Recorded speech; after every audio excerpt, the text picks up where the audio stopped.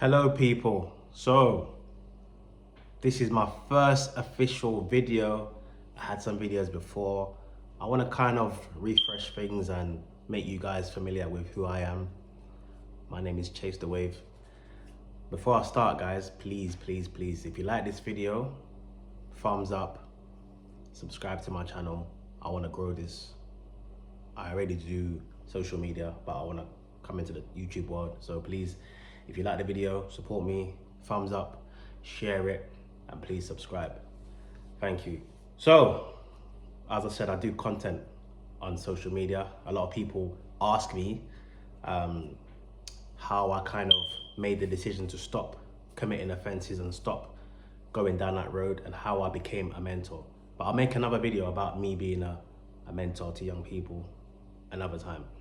So today I'm going to focus on why the probation service failed me, why they sent me back to prison when I never done anything wrong. So I'm going to get into it. So my initial sentence finished in 2019. I came home. This is just before COVID.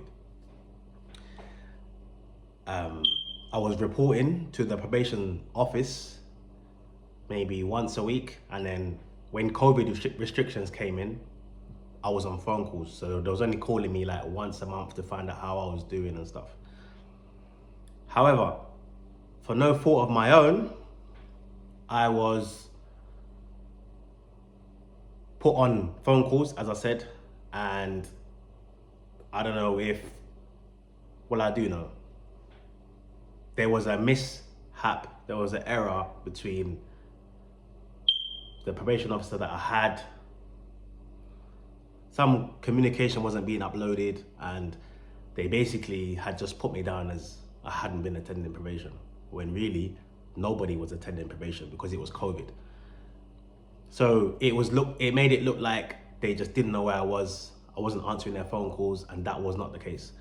What the actual case was, I had, I would say, 11 probation officers in between the time I came out from 2019 until 2023 when they sent me back to prison. And that's me being generous. I would say 11, but it probably was a bit more. It might have been 13. Can't really recall right now. Anyway, so one hot summer's day, I got a phone call from the mother of my child. She said, "Chase, there's police at my door." I said, "Why?" She said, "They're not telling me why. They just said I should call them when you arrive." Now that was a bit strange because I actually decided to live a normal life and stop terrorizing the streets and stop doing all the stuff that I used to do. So it was a bit strange to me why the police were looking for me. So she told me this around 4 o'clock. So I thought, you know what, probation closes at 5. I'll call them tomorrow. You know, I was busy getting on with my life. I forgot to make the phone call. So the police came again. She said this time when they came with like 2 vans and some undercover police cars. So I'm thinking to myself, why are they rolling so heavy? Like, what have I done? So I said, you know what, cool. I'm gonna call them. So I called them and I said, "Hi, it's Jay speaking. The police have attended my child's mother's house. Can you tell me what's going on?" She said, "Yeah, we have a warrant out for your arrest." I said, "Why? What did I do?" She said, "You've been recalled back to prison for breach of probation." What did I breach? She said, "Oh, we're not gonna talk about it now. Just get in contact with the police." I said, "Yeah, hell yeah, right. Me get in contact with the police. You think I'm gonna go and hire myself in and I haven't done anything?" So yeah, anyway, you know, I had a serious crime prevention order at the time, which means I was basically a high risk offender. The police was watching me, they were monitoring me. I had to have meetings with them every month. I was basically a high risk offender, you know, one of the most dangerous offenders in the country. They wanted to meet with me to make sure I was up to no good. Sorry, to make sure I was behaving myself and sticking to my curfew and loads of stuff like that. But so the officer that I had, that was managing me, he called me and said, oh, just do the right thing and go and hand yourself into the police station. I said, no, I'm not doing that. Hell no, I haven't done anything. We're going back and forth for a few days. I was trying to find out who signed off the recall because I hadn't done anything. My probation officer at the time was on maternity leave, so we wasn't speaking. My head was all over the place. So much things that I was, even at the time that I was wanted to go back to prison, they wanted to send me back to prison, shall I say. I was working, like fully legit. I had a job. I was working for a knife campaign charity. I was helping so many young people to keep their lives on the straight and narrow. And I thought to myself, that was like a kick in the balls, because I thought, cheeky, like I'm proper like trying to be good and I'm going back to prison. Nah, mate. Anyway, I was just continue living my life, and then yeah, long story short, they caught up with me.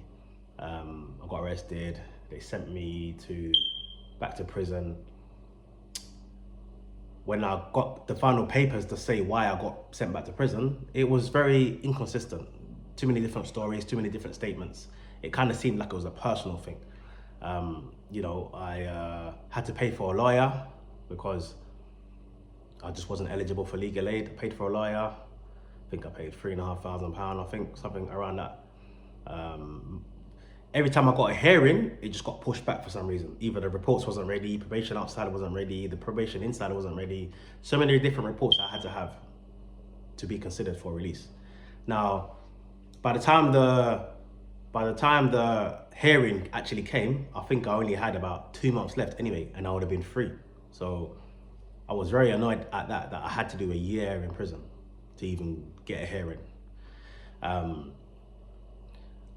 So yeah, thanks to my lawyer, he was a very good lawyer. He managed to get me a hearing. When I went on the hearing was actually scheduled for like 2 to 3 hours. And I remember the hearing, I was only in there for about 35 minutes. The guy that the parole member that sat my hearing, he was an actual ex-police officer. So he knew how the streets are. He kind of had a very good understanding of what my life was about. And he said to me, look, this is not your fault. They've said that I wasn't attending, or I was not answering their phone calls or their letters, and the communication broke down, which wasn't the case. At the time, actually, I was busy moving around different areas because I had to. I wasn't allowed to stay in that same area for too long. And I reported that to them, but they never reported it onto the database, which was no fault of my own. So yeah, long story short, the hearing was only 35 minutes. He granted me my release. He said, this is not your fault.